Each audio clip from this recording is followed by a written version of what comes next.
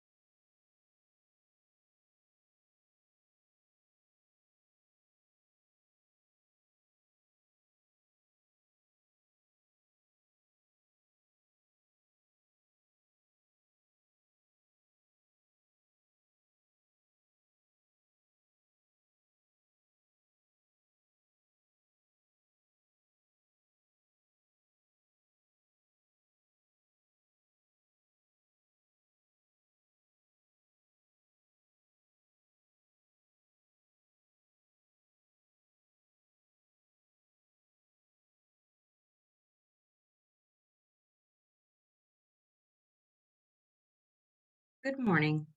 I am Jessica Stevens on behalf of the Florida Alcohol and Drug Abuse Association.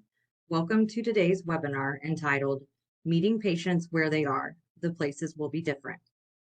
This webinar is being made available through a collaboration of the Office of State Court Administrators and the Florida Alcohol and Drug Abuse Association.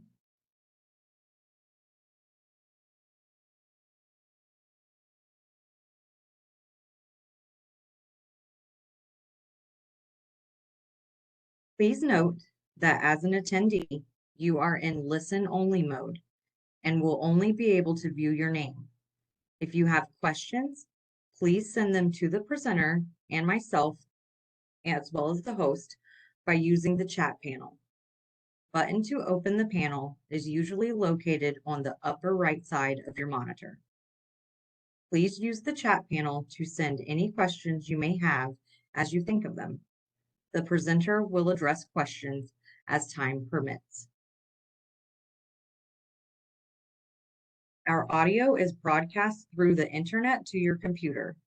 If you experience poor computer audio, there are a few options to try on screen right now, and these options are posted in the chat panel too.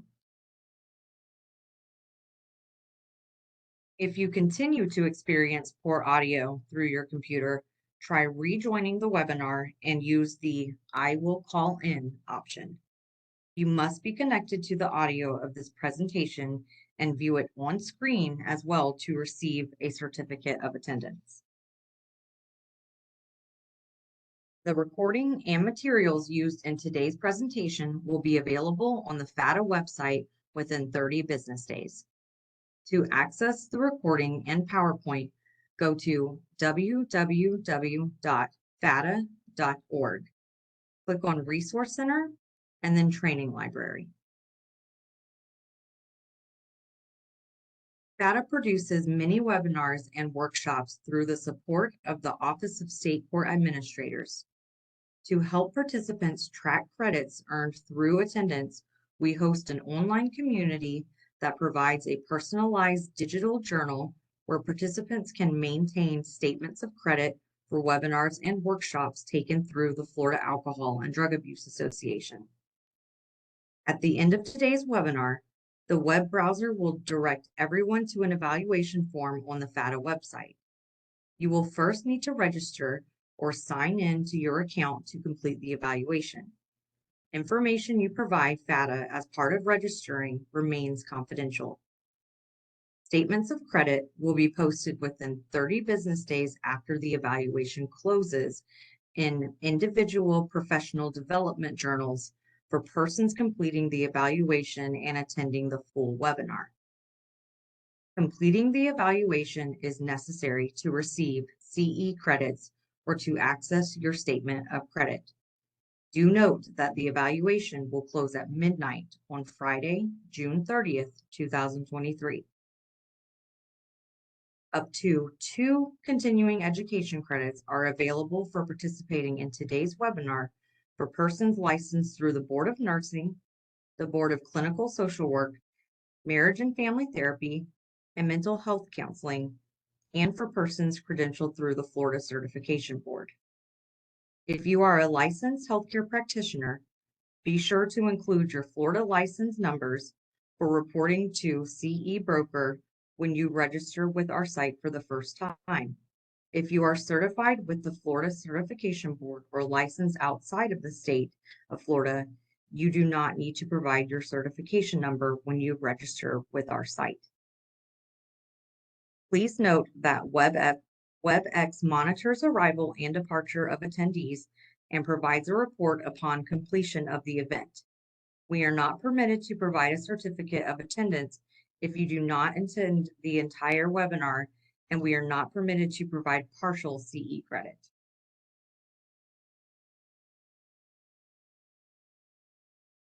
William Dove is on a mission to help those from impoverished communities heal from mental health and substance abuse. After spending 13 years in the Marine Corps and living through mental health and substance abuse, he would earn a degree in psychology, mental health counseling. From there, his passion to help others continued while working for a nonprofit helping individuals apply for disability and counseling services through the Duval County Adult Drug Court Program. He was then given the opportunity to assist with the implementation of Project Save Lives. This initiative began in Ascension St. Vincent's Medical Center, Riverside, where he continues this work as the patient navigator/advocate. In this role, he helps the underserved better understand their healthcare concerns long after their ER visit. Will continues to work outside this role in the community by speaking at local events about a range of topics on transitioning into life after the military, overcoming substance abuse, and the importance of preventative healthcare. His goal is to remove the stigma around asking for help and aiding those who deal with mental health and substance abuse live lives that leave them fulfilled. And now I'd like to welcome our presenter. Mr. Dove, I will turn the presentation over to you. Hey, thank you, Jessica. Good morning, everyone. Like she said, my name is Will. I I am a complex individual, if you could say. Uh, I began working in the Marine Corps in about '99 when I graduated boot camp. Did 13 years there, and after getting out and dealing with my own mental health and substance abuse issues, I decided I wanted to learn more about it. So what I did was simply went to school, got the degree, and was transitioned here to Florida, where I worked for a nonprofit at River Region, basically beginning as a soil processor. And that's when I understood that we need to encapsulate so much more into defeating or helping those with addiction issues. Um, so, as a soil processor, I would help the individuals work through their Social Security benefits. And once that was done, I actually became a co-occurring counselor at the same location. And as she said, I was helpful in implementing Project Save Lives into St. Vincent's ER. That's where I currently work now. Like she said, as a patient navigator, and still helping those understand their needs when it comes to healthcare. A lot of individuals come to the ER as their primary care office. So what we try to mitigate there is to ensure that those individuals understand that they can get primary care and get them on to specialists if need be, that i.e. cardiologists, into treatment with Project Save Lives in the ER, or to an endocrinologist if needed. Um, so with that being said, we're going to get started. Uh, I've talked to several people before um, starting this morning, and there's some nervousness there, but they all told me to be myself. So that's what I'm going to do. During this time, if you have any questions, you can go ahead and put those in the chat box over to the side. I will try to answer questions as they pertain to the slides. If I miss it, hopefully I can get back to it, or you can reach out to me with the information that is noted. So let me go ahead and looks like I have to share my screen.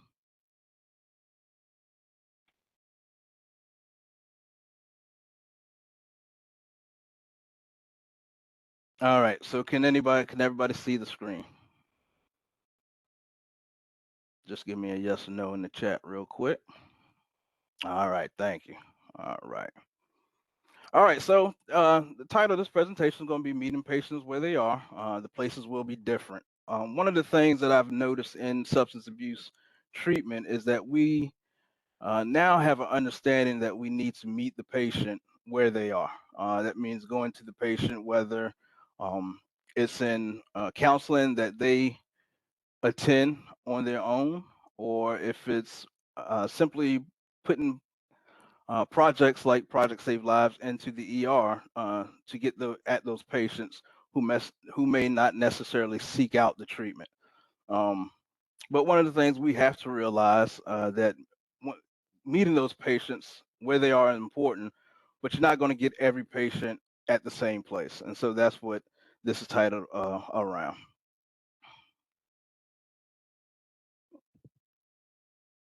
All right, so our learning objectives for today, we will cover and go over these three items. Hopefully, when you leave this webinar at the end, you will have learned something or see something in a different light. Um, all right, I'm looking in the chat. Can everybody hear me? Okay, all right. So, learner objective number one, we want to improve participant understanding of specific barriers and non-white individuals and communities involved in the criminal justice systems. Those particular barriers, of course, can be anything from, as we'll go over, communication, how we communicate. That goes down to the very verbiage that is used. Uh, Another one of those is going to be lack of access, and of course, cost, because it costs to go to treatment. And a lot of times, individuals don't know that there are grant programs or other means of getting them to those services, in particular, especially for those who are involved in uh, court, uh, the court system. Uh, we want to enhance participant knowledge of effective marketing of Medicaid-assisted treatment, which is huge and has helped numerous individuals, but we see that it's not often used in the non-white community. So we'll go ahead and discuss that. Participants will be able to identify key areas that should be engaged to improve participation in MAT among court-involved non-white population, including community organizations, criminal justice settings, local courts, and emergency rooms and hospitals. So we just want to take a look at those key areas, how we can implement ourselves in the community to get these individuals to at least look at and consider Medicaid-assisted treatment. All right, as most of you know, that the Florida Alcohol and Drug Association, otherwise known as FADA, is an organization that implements different programs throughout the state and works with numerous organizations and compiling data. Uh, and that data has shown that there's a huge or large deficit in non-white communities reaching treatment, and in particular, Medicaid-assisted treatment. Uh, they have been in operation for 8 years, and during that time, there have been over 11,000 court-involved individuals or at-risk individuals that they have helped. And there's a percentage that says 85% of those are Caucasian and 85.3% are non-Hispanic, which if you do the math, if there's 11,000, that leaves you roughly 650 non-white patients who considered using MAT, which is a huge deficit. And that's what we're looking to change in the future. The average age of patients, 41 years old, and we looked into it and seen that MAT is actually offered at 23 of the jails in Florida. However, there are over 128 facilities statewide, according to the FDC, in 87 county jails. That includes 87 county jails in the 67 counties of Florida. So even in that aspect, there's more that can be done. We want to get those other counties at least looking into how to get MAT as part of the rehabilitation process. So we're hoping that in the future these numbers change and drastically increase so that we can get the maximum amount of coverage. All right, the key focus of the FATA program, of course, is to reduce subsequent involvement of MAT patients, prevent the occurrences of overdoses, death, and adverse consequences, stabilize those patients using medication, and then we want to promote follow through. All those kind of tie in together. First, you have to reach out to those patients or get those patients involved in MAT. And with this going through the court systems, what is known as on the streets as drug court, uh, that's a huge opportunity for those individuals to be introduced to MAT. Um, once we get them introduced and they understand how this medication or these medications can aid in their Treatment, basically, we can start to prevent those occurrences of overdose, death, and other consequences, such as more jail time from their dependents. And then we want to stabilize the patients using those medications, reduce the aim and the urge to use those substances. Because a lot of times you'll find out that even when the patient wants to quit using, a lot of times that they continue is because of the fear of withdrawal, which we'll go over further in the slides. And then promoting that follow through on other forms of treatment and recovery support. And what I want to focus on is the facilitating positive change in patient lives. A lot of times we get wrapped up in the idea or the want to get the patient through that level of addiction or get them through addiction. And what falls on the wayside is that when you're an addict, you tie all aspects of your life together. So yes, I'm clean, but I still can't afford to pay my rent. I still have to deal with past traumas. I still have to deal with everyday life, which can lead to those wants or needs to use.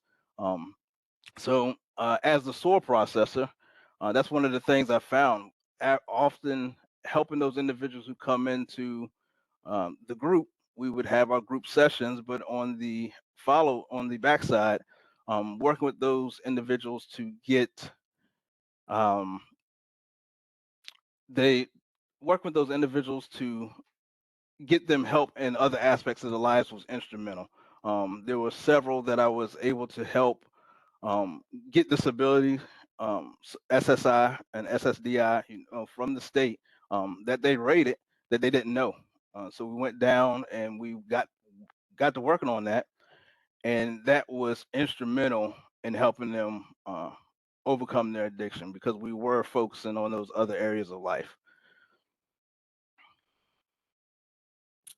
All right, so missed opportunities. How do we how do we get around this? The impact of the opioid epidemic, um, from the outside looking in, what you will hear, particularly in the streets, is that the impact of the opioid epidemic kind of focused or felt like it was focused on the non-white populations, um, and this is uh, touchy, I know, when you break it down this way.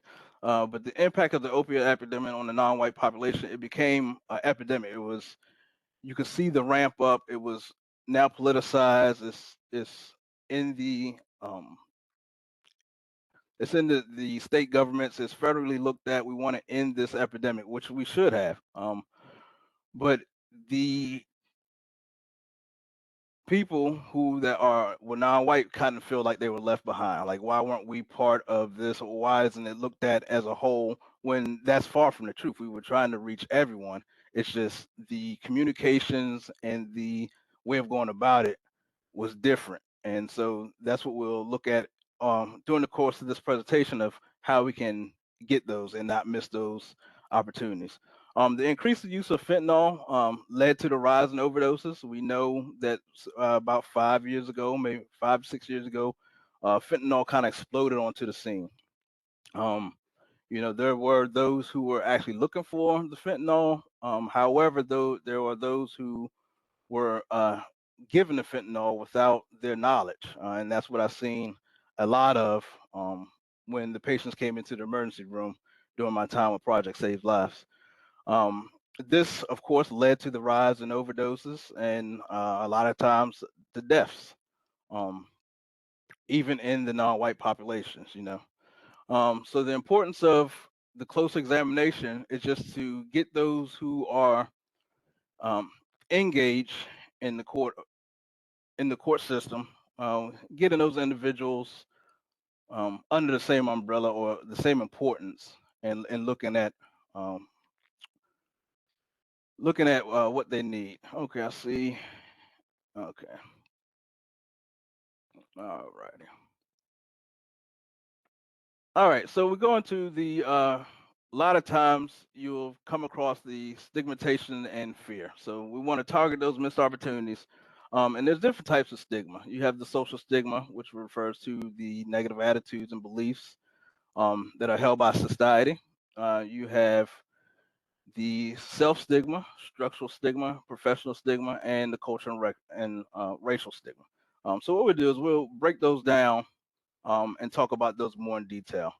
So the social stigma, this refers to the negative attitudes, beliefs, and stereotypes held by society towards individuals who are struggling with addiction. So you have the social stigma, which often leads to social isolation, discrimination, and the perception of moral failing and weakness.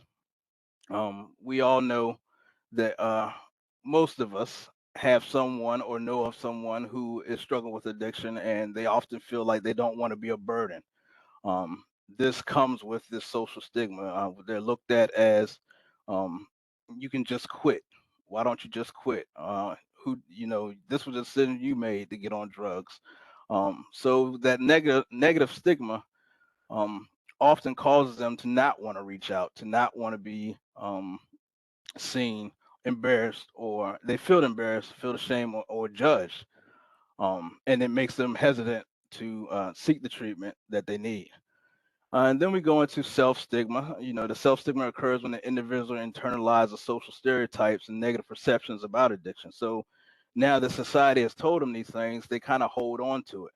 Um, a lot of times we focus on the negative parts of this form of stigma, but there is another side of this stigma, and I won't say that it's positive, but it's the acceptance of this. Um, you will often find, especially in my community, that there are these addicts, who are not necessarily proud in their addiction, but they have no problem telling you that they're addicted, and they often make fun of themselves for that addiction. Now, is that a way of deflecting?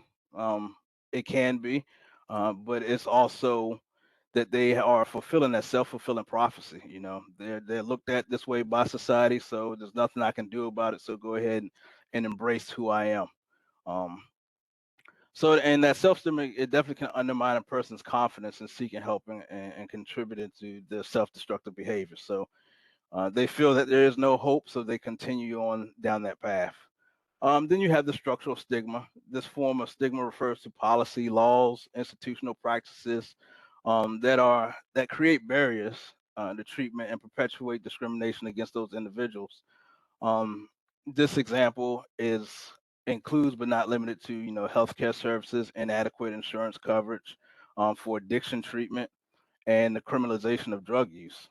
So you see a lot of people will not even want to be brought into the hospital doing an overdose because they feel that once we treat them, they're going to go to jail, and which is definitely not true. But it's one of those things that we want to ensure that they know that we're trying to get them the help and not necessarily get them in quote unquote trouble. Then there's the professional stigma. Professional stigma is some healthcare professionals may hold towards the individuals who have substance abuse disorders. You will see sometimes when the overdoses come in that the staff is not necessarily excited about seeing the patient. We'll put it that way.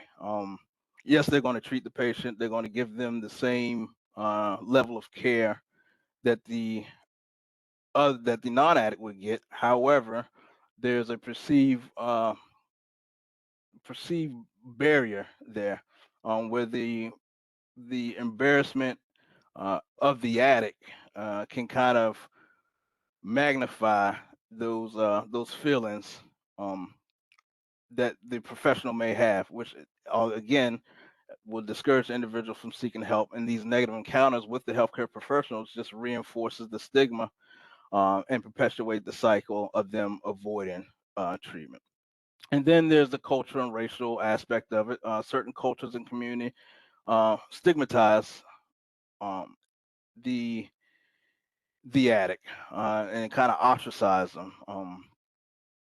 This can contribute to additional barriers when seeking treatment. Again, the fear of being ostracized.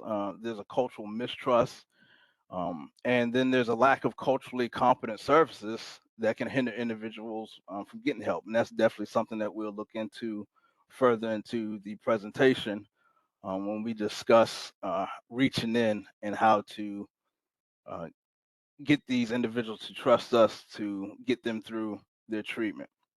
Um, and then I have the negative impact on stigma on seeking treatment, and then teaching the patients that medicated assisted treatment can definitely help them, with the symptoms and getting through their addiction, along with other forms of counseling and help. Um, but one of the negative impacts, and that you actually will hear within my community, is the uh, methadone. They equate a lot of the medicated assisted treatment to methadone, and that's the only one that is widely known. Of course, now with the rise in fentanyl, more people are aware of Suboxone or buprenorphine. Um, but getting them to understand or get the negative connotation away from the methadone is something that we can work on, and helping them understand that there are different aspects of MAT than just this one option.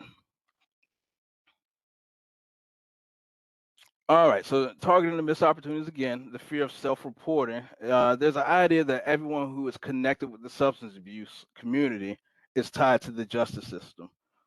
So a lot of times when we are reaching those individuals who are in the court-appointed treatment, they look at everything as being reported. That's one of the things that you kind of have to let them know up front when you start this process, is that yes, there will be some things that are required of us to report as providers in the field, but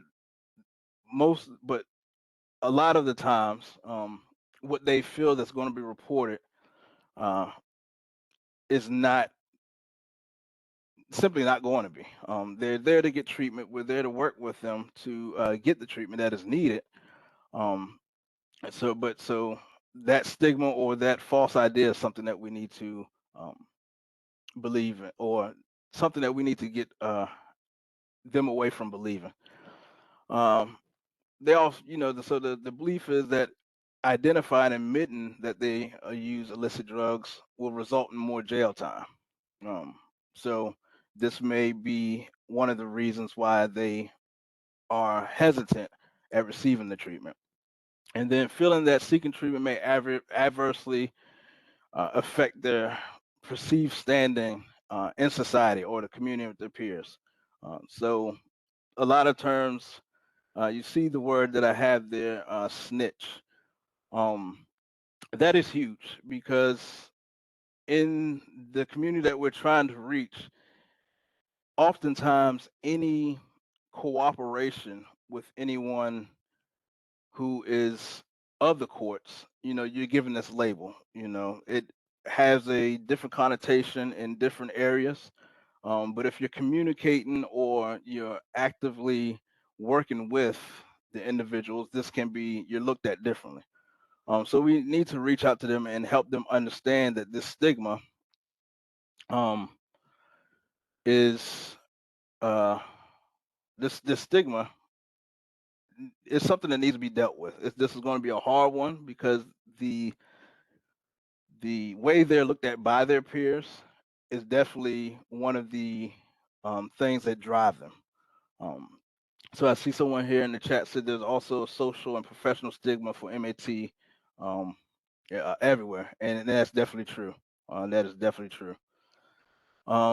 So not getting that label um, is important. So we have to be able to, communicate with them and let them know that we're trustworthy of them putting their trust in. And then we have to convince the patients of the benefit of MAT and traditional treatment. And that goes into just being upfront with them, straight off the bat, letting them know what MAT options are out there, how this can help them with their addiction, or at least the symptoms of withdrawal, because that is a lot of times what drives some people to use. And so you see there, I have as the last bullet, I have the fear of withdrawal. Um, and I'm sure we all heard of the term dope sick. That is one of the fears that often drives a lot of people working towards sobriety to relapse if those withdrawals are not managed. So we have to be able to explain to them that, with these medications, we can limit some of that withdrawal and make it easier for them. Because that withdrawal can do anything from keep them out of work. It can keep them from interacting with their daily tasks. Um, th- if you ever seen someone who was truly dope sick or at the height of withdrawal, it is not a pleasant experience for the addict. So helping them understand that the MAT can help with that is huge.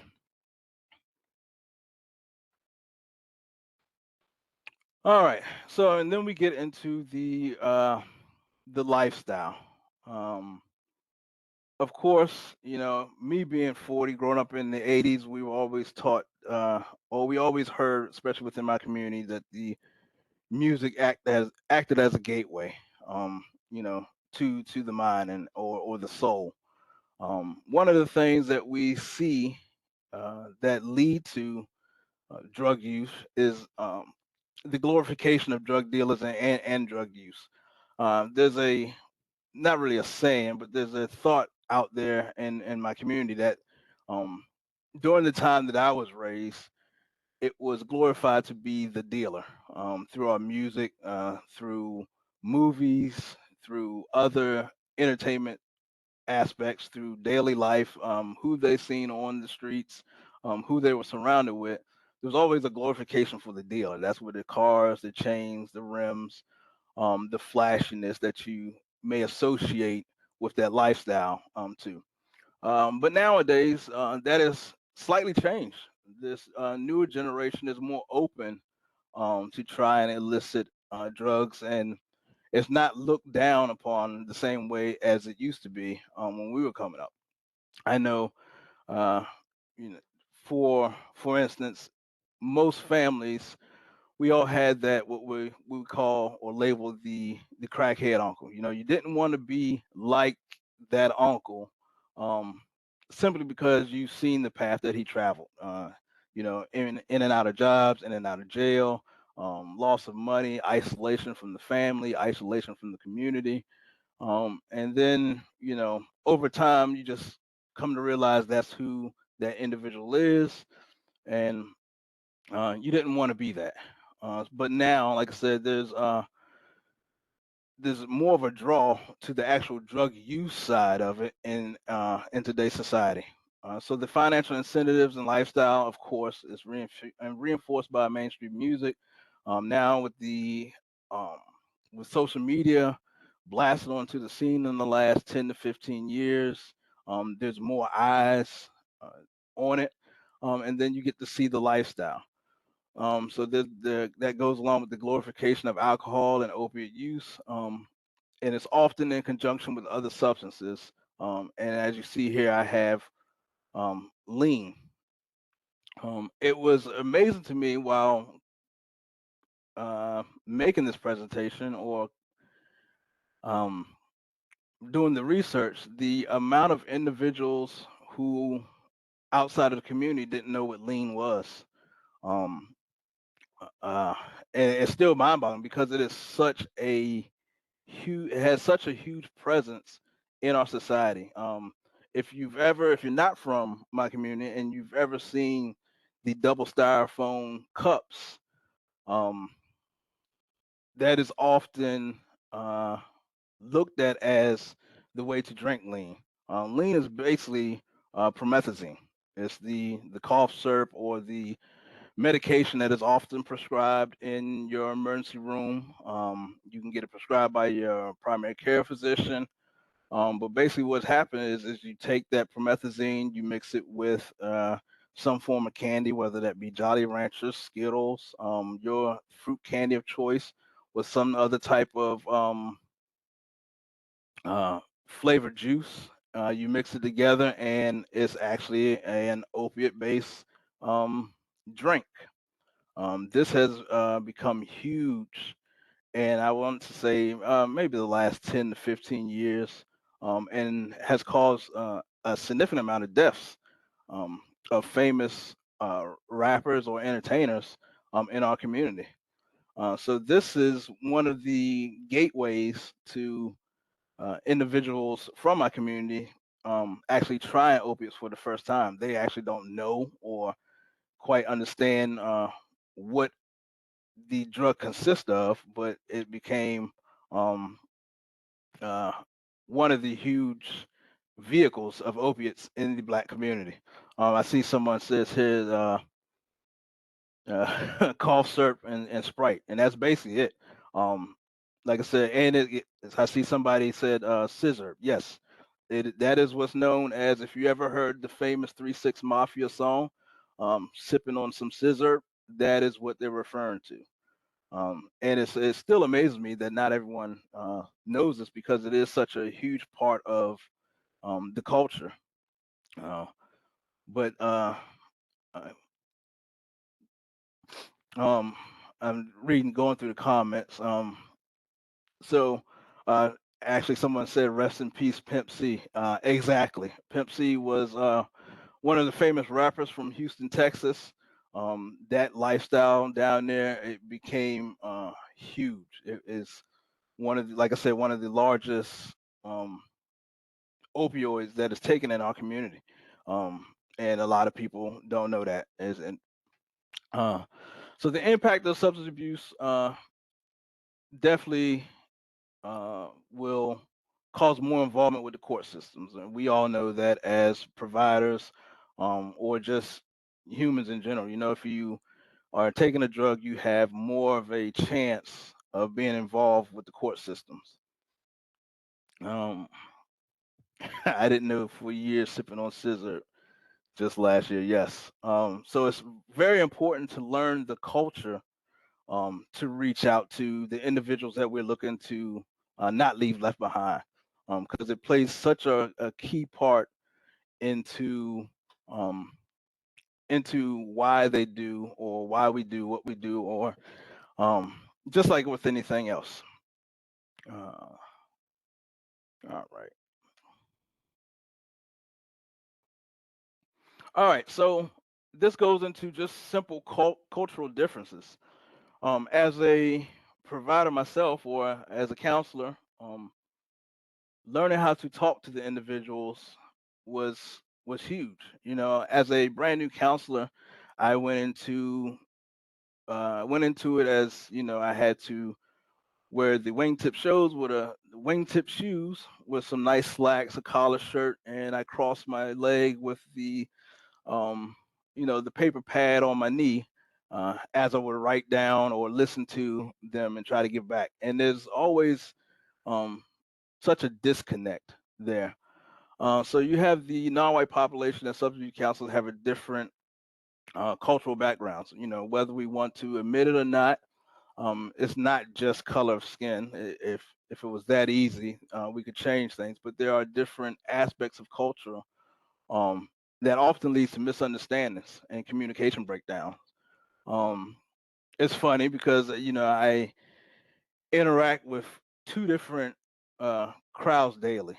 You know, I'm still tied into where I come from, family members, friends over the years, and uh, they kind of label me and laugh as and call me what's known as a code switcher. Um, and a code switcher is somebody who can balance um, both lifestyles, where I can go into a professional setting, I can carry myself well, I can speak with some intelligence, um, I can, sip wine with my pinky up, as they would say. But I can also, go back home and have, those same conversations differently with my cousins over, you know, over over drinks, over, um, the spades table. um, so understanding the difference in how we communicate is tremendously important. Um, the use of here, what I have is ebonics. I see somebody say code switching is a reality. It definitely is, because I could not get through to the individuals that I want to if I remained um, the astute professional. Not that that's not that it's not respected. For better, not that it's not respected. It's just simply there's a comfortability in being able to communicate with each other. So I have here the use of ebonics has grown tremendously, um, and that was the 80s and 90s terms, or you're speaking that ebonics, or speak correctly.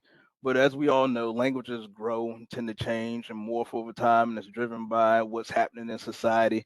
And it actually has led to what is known as the Urban Dictionary. I mean, the Urban Dictionary is humongous, and it's surprising the amount of times or the amount of people who have told me that they had to look something up on the Urban Dictionary.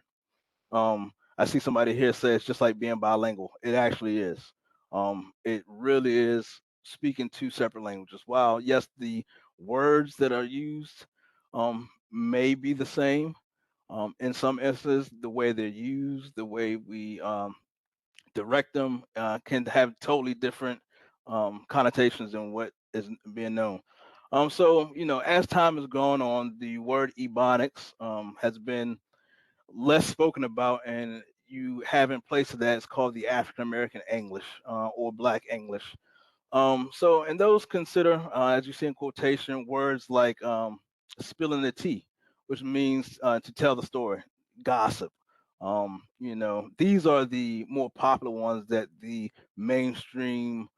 um, that mainstream society has pulled in, or have adopted for their term. So you're here, especially if you're on the socials like your TikToks and your Instagram reels. You're here, the spilling of tea.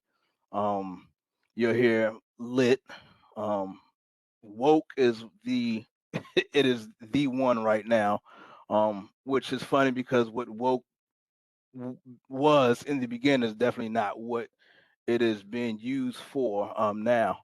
And then drag.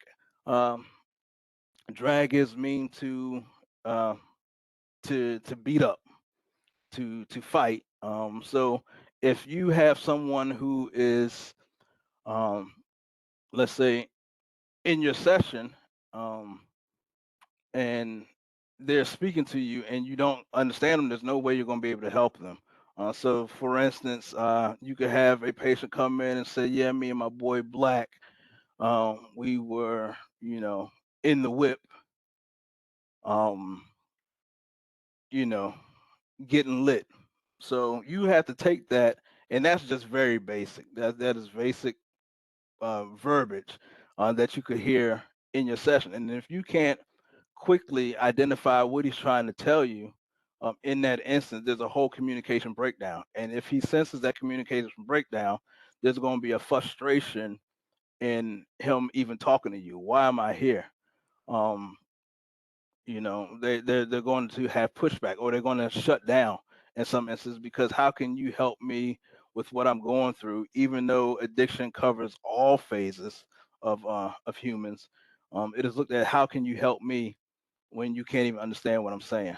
So like I said, some of the phrases that are adopted by mainstream, um, Beyonce made bootylicious huge. Wow, that one's kind of fallen off. um, it's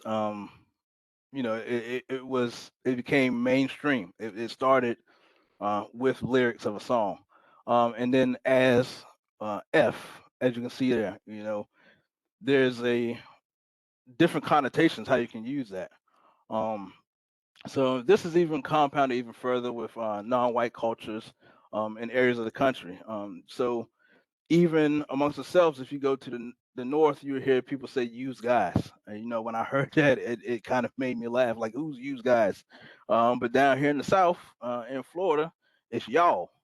So there's different languages throughout. So if we can see the different languages there, we have to be able to understand the cultural differences that we have in the words and terminologies that we use, which may sometimes be looked at as frightful when it's far from that. It's just being able to understand. Uh, all right. So this leads into the importance of having a multicultural staff and representation. One of the things that I've learned when I first started with PSL or Project Save Lives in the emergency room, I went in the same way that I was at work. I wore uh, the nice collar shirt that was freshly ironed that morning with the slacks and the wing toe shoes, and then this individual would come in who is probably at the lowest they've been in life. They've overdosed. We've gotten them back, or the nurses and the physicians have gotten them back, and they're somewhat stable. And they come to me and say, "Hey, Will, this person in room two was an opiate overdose. We want you to go in and talk to them about getting care." So I would go in and to talk with them about getting care, and there was a level of shutdown. How can you understand, what I've been through? You wouldn't understand. Um, and then I would explain to them that yes, I too have fought with addiction as well as mental health issues in my own life, um, and that would somewhat break the barrier. Uh, but it wasn't until I kind of toned down my representation and I didn't go in necessarily uh, looking as the astute professional. I kind of toned it down. I would wear jeans some days. I would try to wear t-shirts. And while that sounds simple, it there was a level I've noticed drastically the level of comfort um, that the patients would have. Yes, I would still go in there with a badge on, but they looking more like the patient. They could see that there was some similarity there. Um, so it's the same with communication. Having those professionals who can speak the language is imperative. Like I said, I've been dealing with mental health and substance abuse issues um, for a while now, and I've had several therapists through the VA, and it would always be the same. You go in, you regurgitate the story that you told several times to all the other therapists. They would go through the same um, almost verbiage or layout of treatment. And you would do this time and time again. And even as someone who went to school for it and understood what was happening, it just didn't feel natural. So I would go in and, I knew it needed to be done. I would listen, I'm listening to what they say. I'm doing the homework that they're giving me. And, it worked, but there was a level of disconnect there. And it wasn't until this last time I got assigned another, um, another therapist, and she calls me from what looked to be like a bail's bonds number and say, "Hey, I got to push your appointment back. I'm upset. I'm not happy. Like, okay, this is so unprofessional. Like, why would you call me from? Looks like you got a second job. Why would you call me from that number to reschedule this?" So I'm going in apprehensive. I get to the appointment day. I'm sitting there as a Marine. I'm always 15 minutes early because if you're on time, you're late. So I'm standing outside. There's no sign of no one. So what is happening? 5 minutes go by. I'm about to leave, and probably at about the 10-minute mark, a car kind of speeds in, backs in, and we go in. And I'm looking at the counselor like, there's no way. I'm already upset by the break in my strict regiment, as the way things should be, that I wasn't even going to be able to concentrate. And it wasn't until we got in and sat down that she was probably the best therapist that I've ever had. And that's simply because she spoke to me on a level that was, uh, I won't say level. She spoke to me in a way that made me comfortable. We understood each other. There was verbiage that was used that is not necessarily professional, but she was able to break down that barrier, and I went back to seeing her repetitively, and she's probably been one of the best counselors that I've had. And that was because I could see myself in her, and her understanding without me having to explain why I did stuff or why this was this way. She, she could relate. So that language is huge. It is huge. I see someone here that says, just like for older folks, they say things like "have I have sugar." The younger generation doesn't follow um, by asking, referring to diabetes. That is huge. I'm glad you brought that up because that was one of the things that I wanted to break down.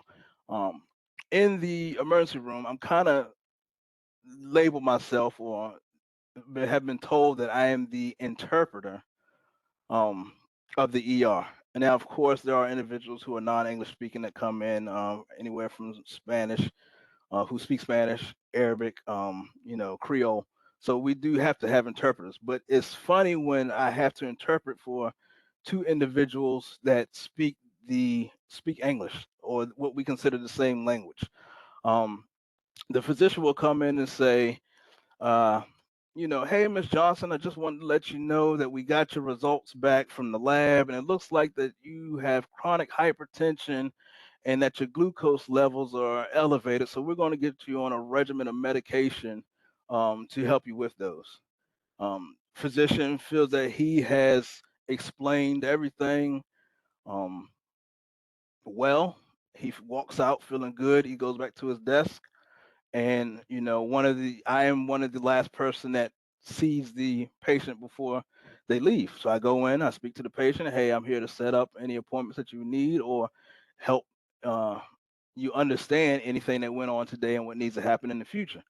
Well, he came in here and he said something about hyper something, and I got some glue somewhere. And we kind of chuckle at it, but it's I have to then sit down and explain to them, hey, ma'am, okay, so looking at your chart, looks like you were diagnosed with hypertension, ma'am. Hypertension, that is your blood pressure high. You have high blood pressure. Well, why didn't he just say that? He did, ma'am. He told you that you had chronic hypertension. Well, that's not what he said. He didn't tell me I had high blood pressure. And then the glue, what's the glue? Oh, your glucose level. That just means you got the sugar, baby. Your sugar is high, so you're gonna have to, change your eating habits or get on some type of medication to help with that. So these things that we take as everyday knowledge may not be that. So it's important to have that multicultural staff representation because this is only magnified when we get to the substance abuse arena and explaining to them the importance of Medicaid assisted treatment. Right. All right. So, like I said, this leads to the language barriers, there's difficulties in communicating with the counselors and staff, and then there's frustrations and misunderstandings. Those frustrations are magnified, and they simply won't come back to treatment. Why would I go to treatment or sit down and continually talk about these things um, when they don't even understand what I'm going through? So, a lot of times when you find out and you start peeling back these layers, there are things that they don't want to be vulnerable to. There could be trauma from the past, childhood molestation. There could be a loss of a parent due to violence or some other type issues, or health. So being able to break down those language barriers and have them become vulnerable, where they start to work on the things they need to, is a key. It's dire. It's very important. All right. So, and then you go into communication. There's also the power dynamic, and I put slash spirituality here. The feelings of powerless in the counseling relationship. The actual patient may feel powerless in that relationship because I don't know if you know this, but when you go in and you see the counselor, to them there's no difference between a doctor, a counselor, a therapist. They're all roles within society that hold some esteem. And they know this going in. So if they come into your nicely laid out office which smells good, and you have that sense of control over the environment. This leads to a feeling of powerlessness, and then they don't want to express those issues that they may be dealing with, or it may be difficult for them to share, because there is an intimidation there. There's some nervousness. Well, what can this person do with this information that I'm about to give them? Are they going to notify my probation officer? Are they going to call the police because of this? So that feeling of powerlessness is huge. These implications can affect treatment, of course, because it will make difficult for those providers to help their clients, because not only will the client be frustrated, it will make the provider frustrated as well. Like, why don't they get this? How come they just won't open up? Or there's so many things that need to happen before we can even get there to explain the MAT to the patient. Um, and then the importance of considering spirituality and treatment approaches. In the African American community, we prefer a lot of preferences placed on relying on our spiritual and religious communities, the Black church, for support, while the actual client or patient may not actively um, engage in services or goes to church weekly. I guarantee you there's a big mama or auntie or someone in the family who holds reverence, that does attend church. One of the most frustrating patients that I had during my time in Project Save Lives was an individual. He came in several times, um, three to four times, completely overdosed every time. Had to work on him to get him back, even with the stay in ICU, because he was vented. And me going into the room, um, his mother was there. So I would try to, once he was off the vent and able to speak, we wanted to get him into treatment, and I would go to approach him, and the family wouldn't let me get within, feet of the room. And I explained, why I was there, what my role was, what we were trying to do for him. And one of the things that they said, we don't need that. We are praying. We're going to get through this. God will see him through. God is going to perform a miracle in his life. And we just need to pray fast and, seek God's face to get this changed. So you have to understand that there's a heavy reliance um, in that aspect of their life. So one of the things that can be done is to approach or educate those leaders in those situations, those pastors, those youth leaders, those community businessmen that the patient may look up to in some way, and have them, draw those patients in, and explain to them that MAT can be beneficial for them. Um, all right. And this is where the peer recovery specialist comes in. Having those peer recovery specialists on hand in at least St. Vincent's Riverside has been instrumental, and to help curb some of the uh, repeat overdoses in the city, and especially those who are on medicated assisted treatment. Um, and it allows that individual to who has overdosed, or is in probably the lowest point of his life, actually see someone who was there before, who is now giving back and has made a positive change. So having those individuals in those locations and them being able to reach out to, and discuss those things that they may not necessarily discuss with their therapist or counselor, or whomever they're assigned to, as part of the drug court system. This allows them to have some level of comfortability, because this person understands what I'm going through. This person knows what it feels like to be dope sick. Tell me how you got through it. Oh, you used the medication. Well, I don't believe in medicine. So you have to explain it to them. If you had um, a heart condition, or if you have a headache, you take medication for those things. So it's being able to explain to them that this is not the end all, but this is a benefit of helping um, with their treatment. Uh, let me see. Oh, okay. and try and read some of your comments real quick to see if there's any questions. And like I said, so collaborating with the court system, the jail, prison staff, and probation officers, this is another aspect. So educating the court staff, the prison staff, the probation officer, those wardens, helping them understand how MAT can positively affect those individuals who are incarcerated is huge. Because if we're not in the jail systems, as you've seen earlier in the presentation, they're not even open to that form of treatment. Um, and this can work as in ways where you can just simply answer questions on how the medication works, their side effects, if there are any, and be uh, upfront with the patient.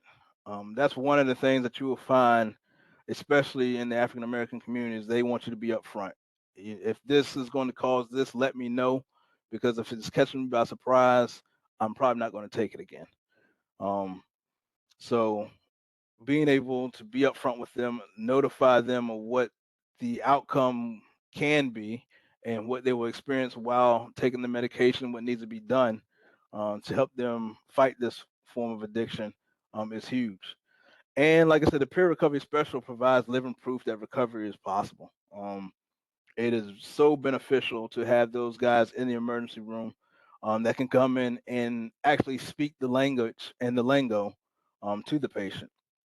But like I said, this representation needs to be broadened, and we need to try to get those uh, non-white people in recovery into these roles, so that there is so that we can break down some of those communication barriers and just differences that will prevent the person who can't see clearly or think clearly um, in forward in treatment.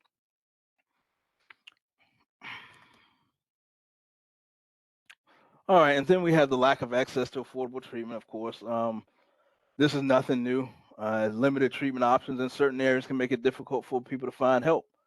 So not only do you not have somewhere to go, uh, but you don't even have the peer in place because it's just limited. Limited spaces, even here in Duval, as big as it is, there's limited spaces for recovery centers. Um, and it's one of those things is you have the individual who has overdose. The nurses and doctors have fought to um, give them another chance. You go in, you have the conversation with the patient, and then you try to get them to a facility, and all the facilities are full. So now you have to send them back to an environment with the hope that the overdose was enough to prevent them from using again. Oftentimes, we know that's not the case. So we are sending them right back to an environment where using um, is the answer for them at that point, hoping that we can reach out to them later when detox is not full and getting them in. So we definitely need to work on trying to get access to more patients. And then you go to more remote areas of the state, and it's going to be several miles or several hours um, to the next facility. And once you give a person the time to think, they're going to think of all the reasons why not to go. Um, and then you find that a lot of individuals have lives outside of outside of the treatment. While we kind of know that that life hinges on them being sober, um, you go into the room, you talk to the patient to try to get them to recovery, and they will tell you, "Hey, that sounds good, but I have to be to work tomorrow at this time." And those are things that you have to take in consideration because while yes, they are suffering from addiction, there's still other areas in their lives that need to be catered to. Um, but FATA, of course, has a network of coverage. And the network is becoming more expansive and including from Pensacola all the way to Key West. So there is work that's being done. Uh, it's just going to take us time to get there. And of course, with anything, there's costs. Substance abuse treatment can be expensive if not covered by your insurance or Medicaid. But what most individuals don't understand is there's plenty of ways to get them into treatment. There's all kind of city fundings, there's state funding, there's county fundings to make sure that we meet them. They just have to understand that that is an option. to get them there. And then marketing efforts at the community and individual levels need to emphasize the state's investment in MAT. So a vast majority of services are offered, like I said, to at little or no cost to those patients. All right, so we've gotten about halfway through. I talked a little over 5 minutes for the first hour. I think Jess is going to give us a 5 minute break, and we'll be back. Jess. Yep, Will called it. We're going to take a 5-minute break at this time.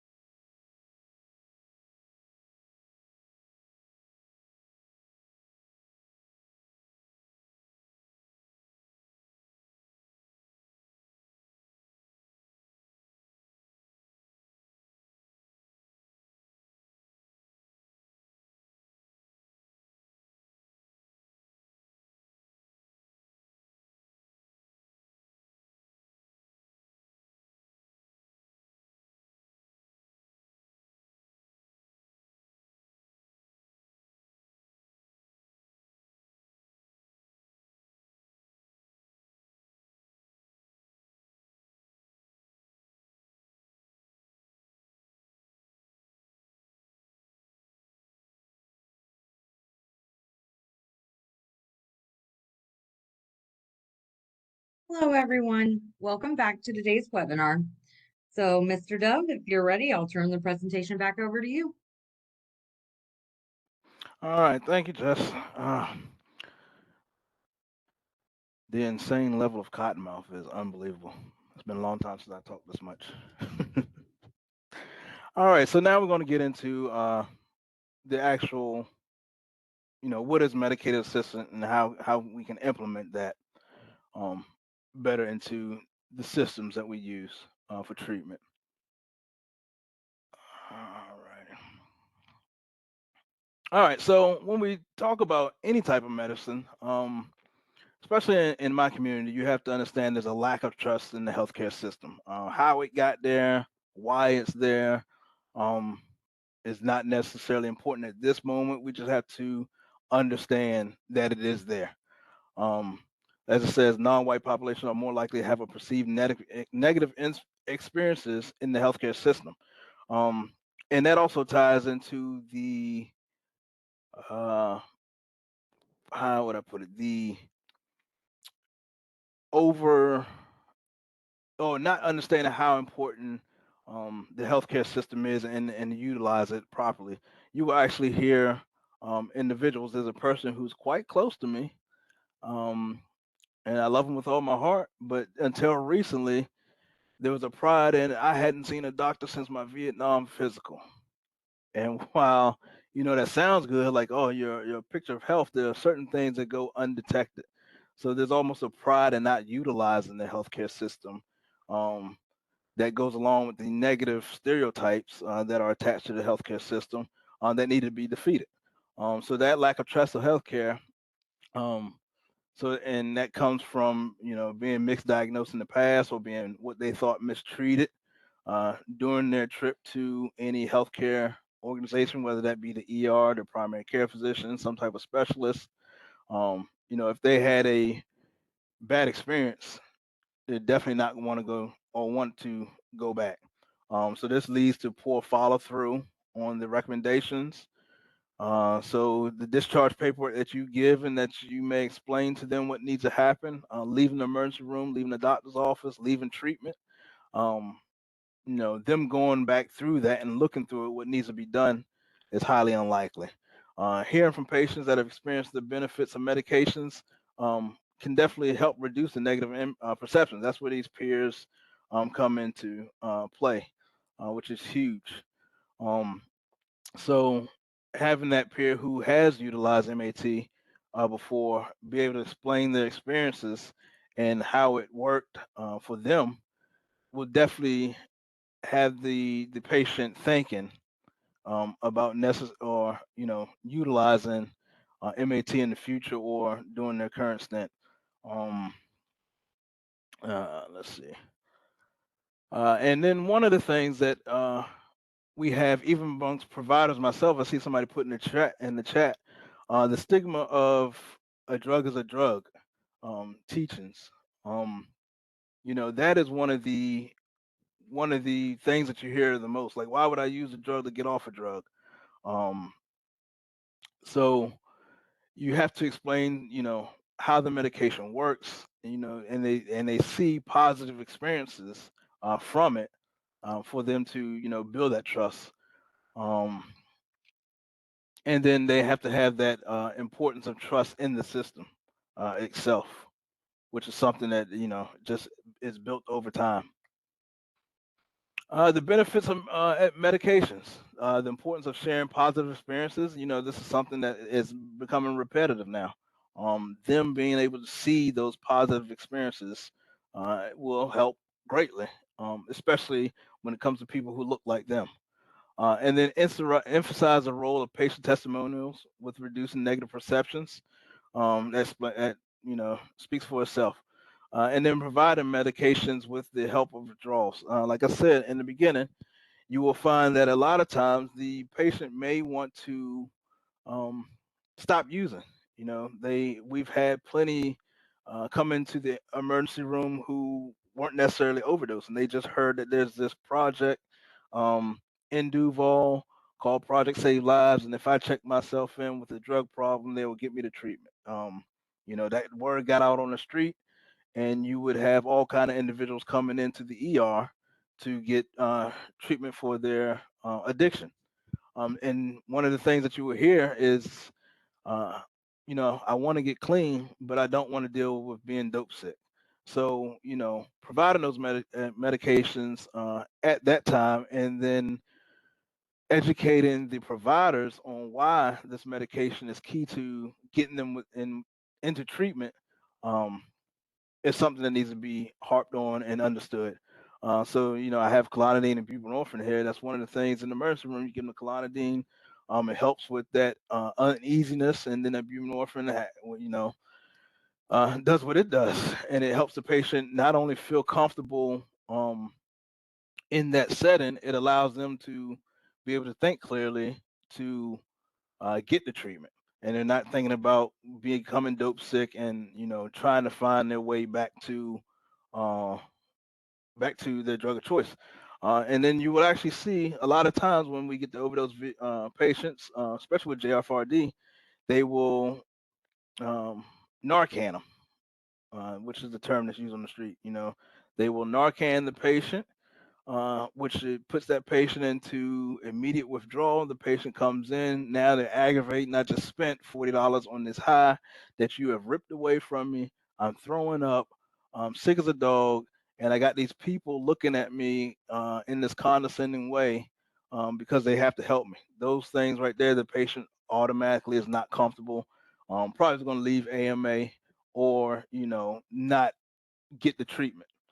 So just providing that level of comfort to the patient during their stay, and letting them know that this medication can help them feel better will definitely give the patient a clear head and allow that peer to do the work to get them into treatment. And this is the same thing, in the in the court system when those patients get locked up and they're thrown into the cell. They become, they have to go through that experience of being dope sick. Now they're locked up and dope sick, and you can hear those horror stories from those from the patients, from those experiences from the patients. So comfort is one of the things one of the benefits of the medication that definitely needs to be explained to the patient. Healthcare literacy. Uh, just like with anything else, if they don't understand it, they're not going to want to be part of it or take part of it. Uh, so, impoverished communities are more likely to have low health literacy, just which means they don't even understand why they're taking the medication or how it works. So again, that education piece is clear. They know why they take an ibuprofen. They know why they got to take uh, you know, the allergy medications because it's going to help them stop sneezing.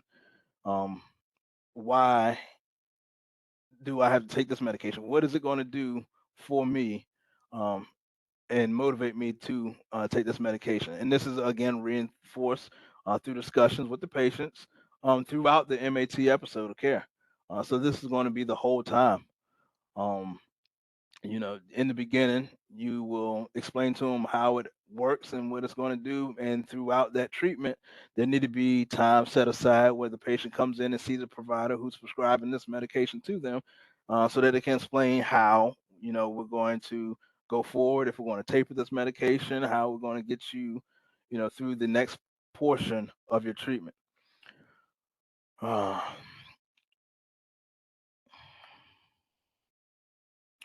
All right. And so then we get into the cultural beliefs again. Like I said, this is going to constantly keep coming up because these are stereotypes and stigmas that are based within the cultures that need to be understood and done away with. So, cultural beliefs that may make non-white individuals less likely to take medication or seek treatment. Many believe that medication is a sign of weakness or not necessary because you hear it all the time. Why don't you just stop taking drugs? Why don't you just stop using?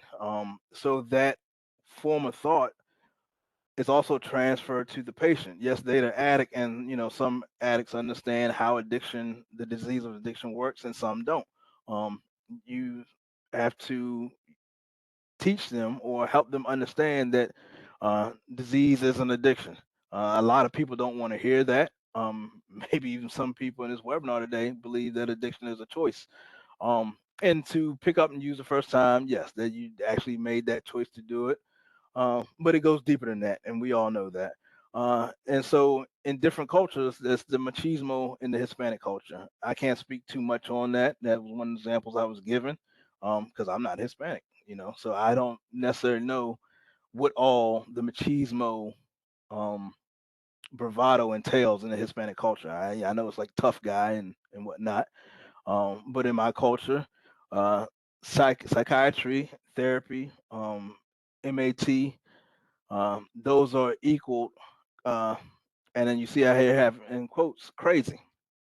Uh, a lot of this is due to uh, what we were taught as children. Psychiatry is just now psychiatry, psychology, therapy, um, counseling. All of those have become more mainstream in the last 5 to 10 years, um, recently. So looking back in my community, if you see a psych doctor, obviously you see the psych doctor because you're crazy. And that term, is scary, but it's not used in the literal sense that we think it is. It just means that something's wrong with you, your mind's not right, and you can, change your own situations by willing yourself to do so. And we know that is not the case because this also appears to the patient as they have lost control. Um, they definitely, um, and I'm going to get to that 12-step meeting um, comment here once I get through this. But it also appears that they have lost control. Um, so if they have to reach out to get help for what they're going through, they are no longer in the strong role that they have in their lives or in their community amongst their peer groups, and they are looked at as weaker. So they don't want to have to take that medication simply because they don't want that perception. And I see here somebody says that many 12-step meetings view MAT meds exactly, especially buprenorphine and methadone, as replacing one drug with another. And that is so true. So even within our own community, there needs to be some education on um, what MAT provides and how it's looked at and in within our own community. So if we don't understand it or can't agree, how can we expect for those on the outside to come in? Because a lot of times, most of the patients are going to interact some way in some form of 12-step meeting, whether it be NA, AA. Um, you go to these meetings and you will see that a lot of the younger generation um, not necessarily want to follow that path for their own reasons. You go into this church and you sit around in a circle from this is what they believe, they not necessarily interacted with it, but they believe you sit in a circle and you have a whole bunch of old people who's been sober for 20, 30 years tell you how to get sober, and they see life as different now. So we have to find a way to be able to reach out um and find different aspects of how to tie even the recovery culture together so that we can be on one accord um, when we reach out to these individuals. Uh, all right, believe that treatment will lead to the inability to provide. So a lot of times, if I go to treatment for 32 days, I'm gonna have to take time off work. I'm going to miss rent. I'm not going to have money to pay for food. I can't take time off because I have kids at home. I have other responsibilities. And a lot of times the patients don't know that some of these things can be done outpatient. Um, so that education needs to get out there. And then we're still feeling the effects of the war on drugs. This is one that, when speaking to my elders and to the individuals that I look up to who are older than me, um, where they are somewhat sour, because now during the opiate epidemic, there's such a reach out to the patients to try to get those patients better, as it should be. But these individuals, they have a sour taste in their mouth because they're still feeling the effect of the crack epidemic of the 80s. And we all know how um, that affected, in particularly, the black communities in the inner cities. A lot of the drug dealers lived in the inner cities. There was a lot of individuals uh, going to jail because of drug use. After you go to jail because of drug use, now that's on your record. It's hard to get jobs. It's a snowball effect. So having those feelings and still dealing with the epidemic of the crack area, or with the fallout of the crack epidemic, um, those individuals are just less likely to believe that you're truly here to help us and that you want to see us better, because they've gone through that. So that's something that you have to battle through. That's something that we have to get them to understand that yes, we endured that. However, we've learned from our mistakes and we're here to try to get that fixed. And then we want to reach out to those individuals who are still suffering from the crack epidemic. How can we help those individuals so that they can talk to their peers, so we can get them into treatment? And this goes to reaching in, allows for greater access through the community and enhance the targeted communication. So uh, this basically means that we want to meet the patient where they're at. You want to reach in. So by reaching in, you have to go to where they're at. You have to understand why they do, um, why they do things that they do. Why? Um, Getting those understanding and understanding that, and then demonstrating the willingness to truly meet the patient where he or she is. That's in the emergency rooms, hospitals, or jails. Like I said, we have the peer navigate or the peer specialists in the emergency rooms, and most of the emergency rooms here in Duval County, I know. And then in the jails and prisons, so having those individuals there where they can receive treatment, where we ultimately don't want them to end up, but where they're at, is definitely helpful, because a lot of times, you hear, especially in the rooms, the A rooms, that the patient or the addict had to hit rock bottom. Most for some, we know everybody's rock bottom is different. Their rock bottom may be that emergency room or that hospital stay or that time in jail.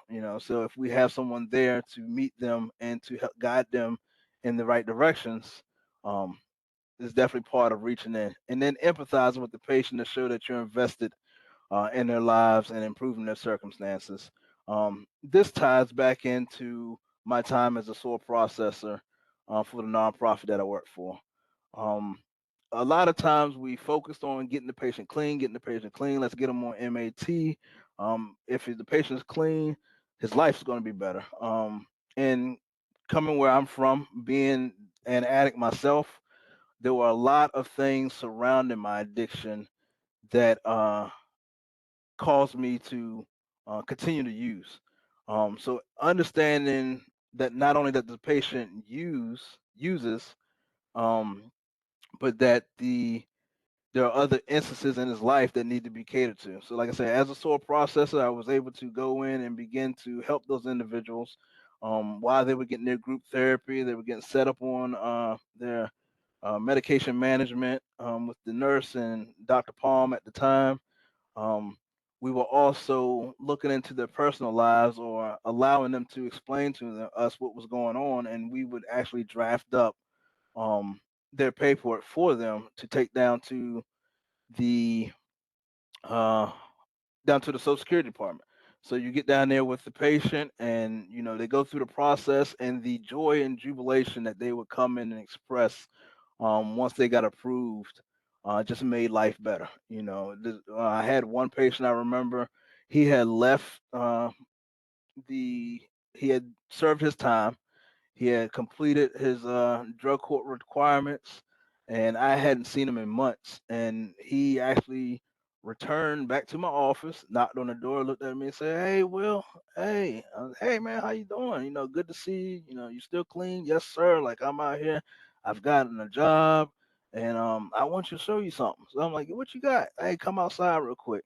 So I ended up going outside, and he was able to buy his first vehicle. And that vehicle wasn't just the fact that he was able to buy a car. it was almost like a graduation. He had proved to himself that he was capable of, providing for himself, and that car was the first step, and it just snowballed after that. So helping them not only through their addiction and with the medications, helping them in their other areas of life, or at least showing concerns and providing the resources to get those other areas taken care of or looked at, will play hugely to the patients, because it looks as though you care about the patient as a whole and not just the substance abuse. All right, so to manage that, you want to engage the pillars of the non-white community, and these are several people. These can I have three listed here, but there's so many within the community that if we educate them, there's a trickle down effect. So of course you have the pastors. Most pastors in the inner cities and in black communities hold a lot of weight. Um, they are revered in a way that not everyone else is.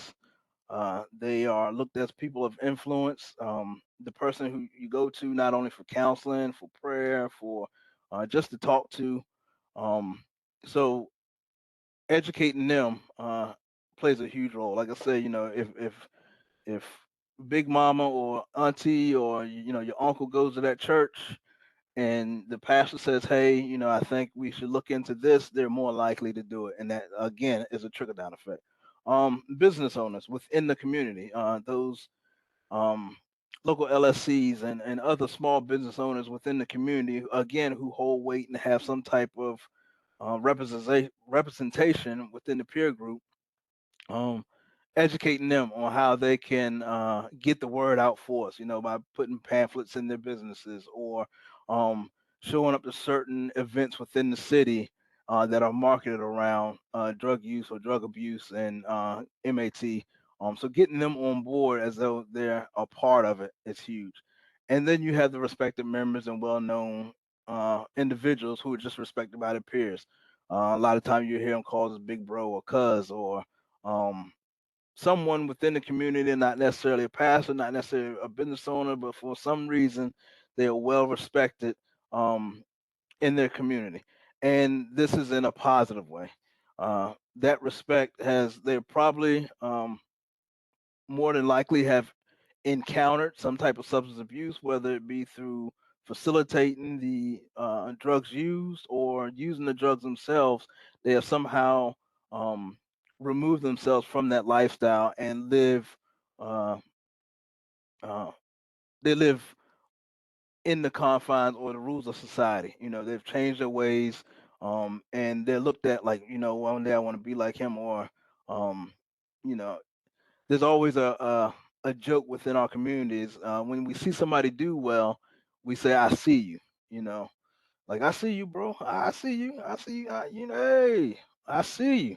And it's kind of like the movie Avatar. They kind of took it from us because I see you. But that's a way of showing respect and seeing that we understand where that individual came from, what they've gone through, and now that they're on the positive life, on a positive path in life, they are looked at and admired. And so, if we reach out to those individuals and get them to understand the importance of MAT, again, there's that trickle down effect. And then work with those leaders to identify barriers and strategies for getting court-involved individuals engaged in MAT. So they're going to know what's going on within their community on a first-hand basis. So if you work with those leaders, they can be able to bring certain things to your attention, and the best ways of um, encapsulating those individuals that we're trying to gain, and get them to take the medication or even just get enrolled in a treatment somewhere. All right, and then again, attend those community events, because how can I trust you and I've never seen you before? Have getting your face out there, getting the company's logos out there, just uh, being amongst the people, understanding, starting to understand the dialect and the language and how things are used, and becoming more engrossed. That's just not showing up to the events with a table and a tent. That's actually um, getting out there and trying to learn and understand what needs to happen. Um, Learn about these issues that are important to them. So not only is the drug use important, but what other things so that we can encapsulate their entire lives or care. So you have to understand what's important to them. This can be done, like I said, through emails, making calls, and so with the presence of social media, it's huge. So you can get that word out there, especially through social media. I think that's one of the big platforms that is kind of underutilized. Um, in our area. Like I just don't see it enough, and I think my algorithm's kind of set up for that. And then this builds trust and identifies the needs and promotes understanding and acceptance. That's just self-explanatory. The more you're with them, the more they learn about you. Um, it creates a level of trust because not only do you need to learn to speak like them, it's they are curious as well. Like I said, in the emergency room, I'm known as the interpreter. There's times where um, people pull me to the side and just ask some of the weirdest questions or craziest questions, and I kind of giggle, but I understand it's them actually wanting to understand on why things are a certain way or why things are done a certain way. And I love being in that position. I absolutely love it.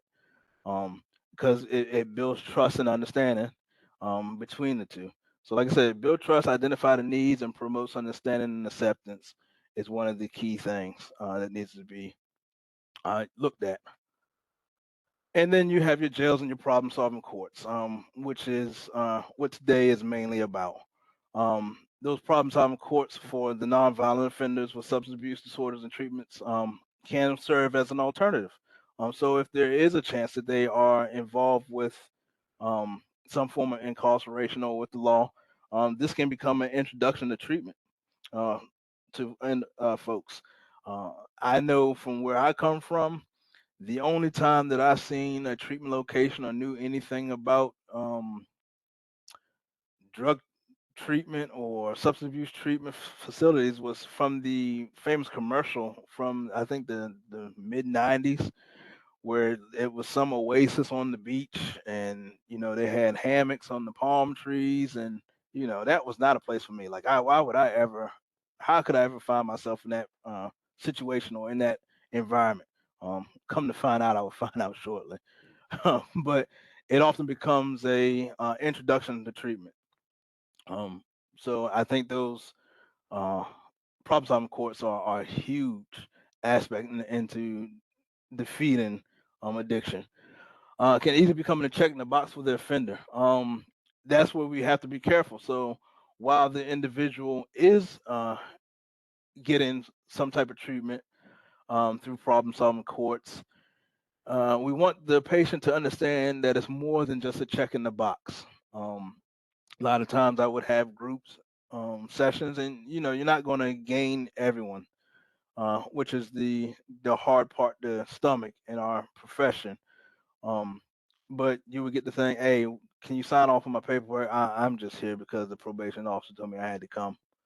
Um, and at times you may not get through to that one, and there may be some who say the same thing who just haven't uh, been interacted with properly for them to feel comfortable to be able to start the process.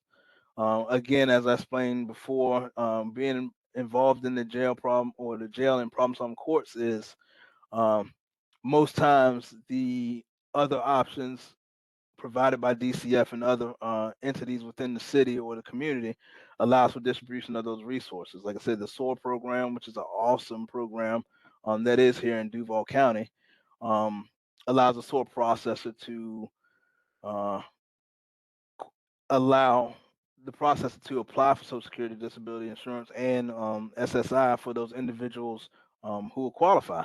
A lot of times, those patients didn't even know that they did qualify, and somehow they do from um, having mental illnesses or other aspects of trauma in their life. They um, rate these um, resources, and being able to give them these is huge. And there's other, things that we can point them in a direction to, as far as housing and food banks. And there's so many other aspects that we can cover um, through these problem solving courts than just the um, addiction portion of the patient, what the patient's going through. And so that would allow or have the patient become more comfortable, again, taking the medications needed or even getting into treatment. And then this allows for access to mental health services. A lot of times you will find out more likely that the addict suffers from some form of mental illness, whether it be depression, anxiety, um, some type of bipolar one, bipolar two, some form of schizophrenia. There's so many disorders that are out there that they don't even know that's what the issue is. So this can often not only lead to substance abuse treatment, but it also leads to mental health services, so they can start to work on some of those existing traumas from the past, working through those and receiving the counseling that they need, so that the drug of choice is not necessarily an option that they want to turn to. Now the healing process has started, so we're combating both um, at the same time. And then again, we have the emergency room. Like I told you before, the overdose can often reveal the realness of rock bottom. That is not always the case, but most times, this is probably close to death as they want to come. So understanding how close to death the patient was uh, can cause for wanting the treatment. So having those, again, those peer specialists in there are important. And then it allows for immediate intervention or connection with the patient after the overdose. So the first person you speak to when you're able to speak again is someone who was where you are or understands what you're going through, trying to help you. You're more likely to want to engage in treatment at that time. And then ED providers, they still need education on the effectiveness of MAT in the hospital settings before discharge. Um, and this is the same thing in the jail systems. Um, Understanding that once these patients are overdosed or Narcan or thrown into a cell, they're going to most likely, those using opiate-based illicit drugs are going to experience those intense withdrawals. Like I said in the beginning, um, that's one of the fears of most patients. They don't want to become dope sick. So even if I are not chasing the high, I know that if I use, I won't get sick. So explaining to them how the medication can help prevent that is huge. Excellent opportunity to engage and explain the benefits of MAT once the patient is back stabilized. Like I said, I've gone over that. And then many patients have encountered withdrawals before and continue to use not to get sick. Again, um, it's the fear of not getting sick. So um, having that MAT in place is huge.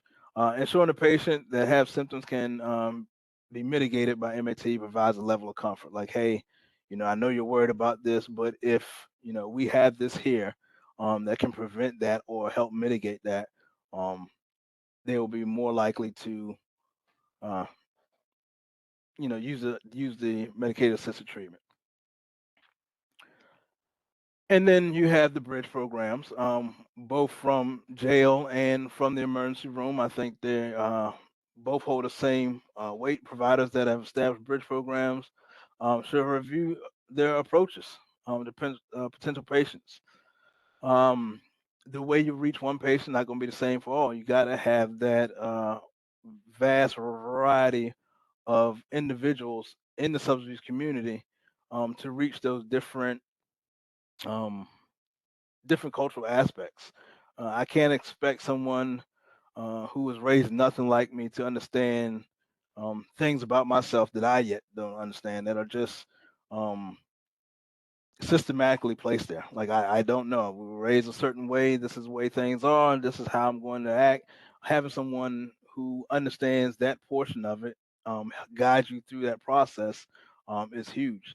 Uh, and then language used to explain the MAT and other substance abuse services is appropriate and makes potential MAT feel valued, and that's important. Transportation is often is offered or arranged to get the individual from the community-based provider to MAT evaluation for initiation. That's huge. A lot of times there is no transportation. If you don't live in a city with public transportation, um, things are more spread out and it's harder to get to. So we got to keep that in mind. And then the value of MAT for court-involved individuals is facilitating successful treatment and getting the reduction of harm and improving the personal interpersonal matters, i.e., relationships and employment.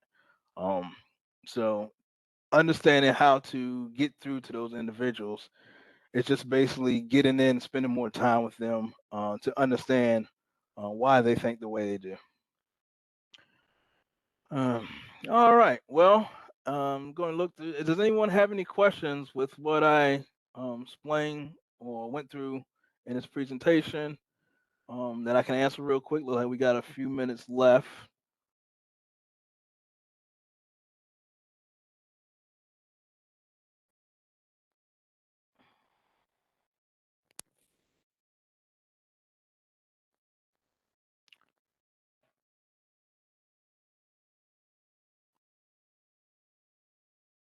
Oh, okay. I see somebody ask for resources. I will get with Jess to see what they will have uh, posted for y'all and links.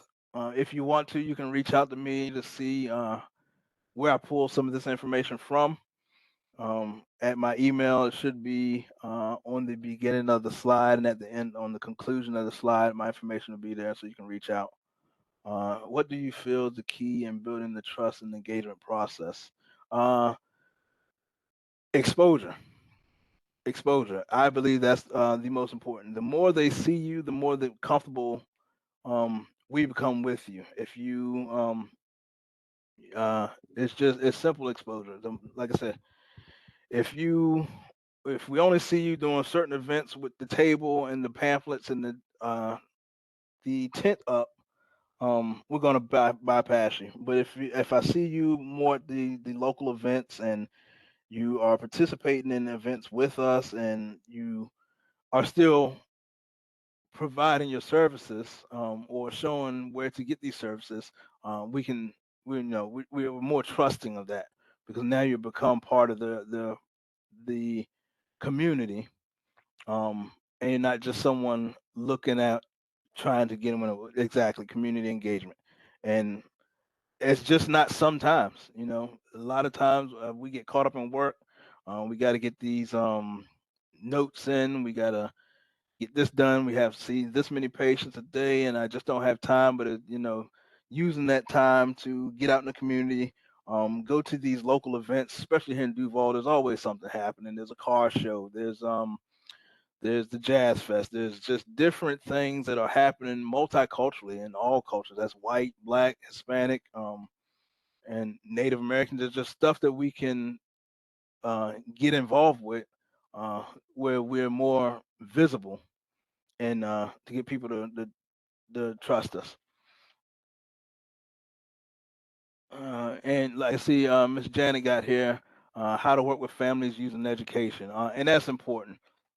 Families play such a huge role into the addict's life. Is You have to get the family to understand because the addict's going to be in a place where they're not wanting to listen or not going to listen or not able to comprehend because of the illicit drug use.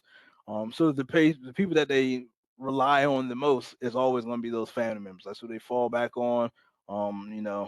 So having having that family on your side and getting in touch with them is huge. It is huge. But again, you like I see somebody said here, you have to be seen to be heard, and that's the fact.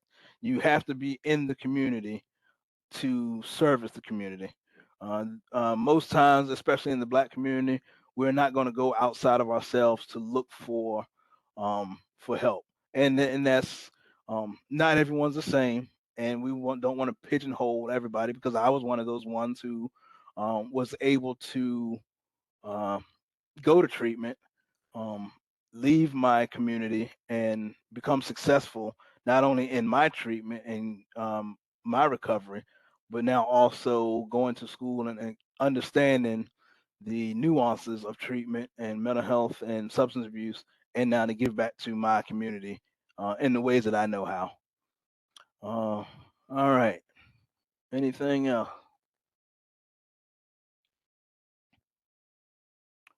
All right, Jess. Well, I think I'm done. You can go ahead and take it from here. All right, thank you so much. So we have included Mr. Dove's contact information so that you may contact him with any further questions.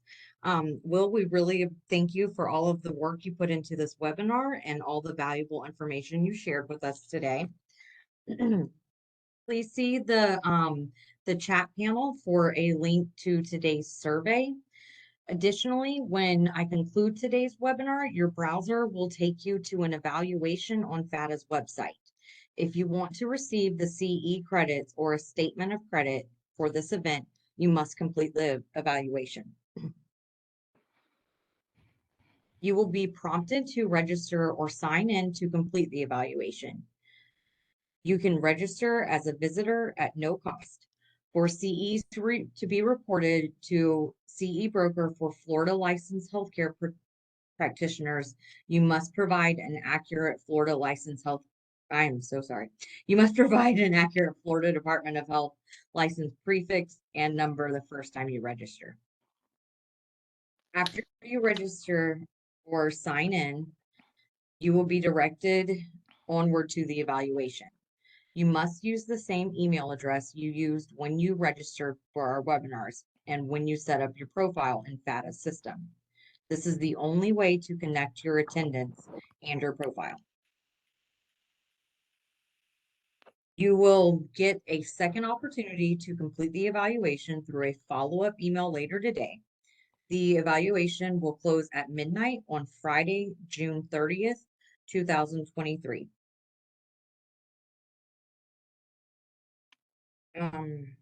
We do not email statements of credit.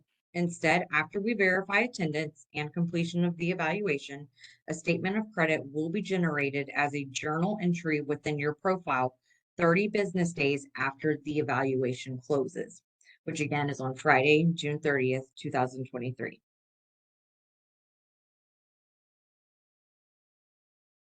And thank you so much for participating in today's webinar. We'd also like to recognize and thank especially the Office of State Court Administrators for funding today's education. Everyone have a great day and please hold for the evaluation.